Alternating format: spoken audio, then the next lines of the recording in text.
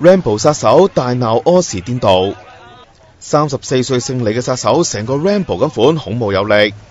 為咗逃走，使盡渾身解數，又捐車底又搶車。如果唔係俾車撞到，差人都冇咁易拉到佢。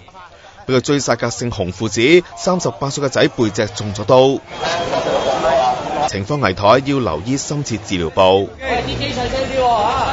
69歲嘅阿爸頸、腰同背脊都中刀，傷勢嚴重。我俾人綁咗啦，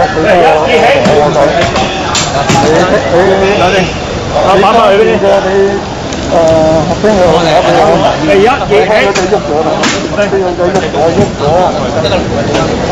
尋日朝早10點幾，洪氏父子喺尖沙咀柯士甸道20號返工，喺樓下俾尾隨嘅刀手偷襲。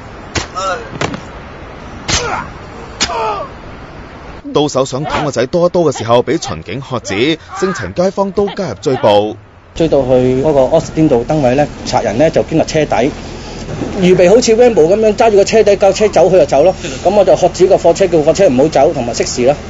攞晒警棍拗咗幾次都唔肯出嚟，好大隻，好大隻。咁啊，佢見個貨車等極都唔開，熄埋匙，咁啊，佢就再捐出嚟，再走。差人同埋我捉佢唔到，因為佢太狂。之後咧就走到對面馬路，即係揾第二架貨車，點知第二架貨車又俾我哋控制住咗，司機落埋車掹埋車匙走，跟住咧就再落嚟發難，差人就打咗佢一棍，都係捉佢唔到。喺嗰條路已經有擾攘咗成10分鐘以上㗎啦。到支援部隊嚟到之後咧，佢就再走，就俾個貨 van 撞低咗，撞到個貨 van 個玻璃擋風玻璃都爛咗㗎啦。刀手被撞受傷，情況嚴重，未能講出行兇動機。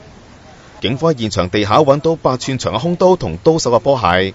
喺刀手掉低嘅紙袋入面，再揾到把同款嘅利刀，2把都用牛皮膠紙包住刀鋒。消息話，開貿易公司嘅洪氏父子近月多次被追債，爸爸半年前仲因為債務糾紛俾人襲擊。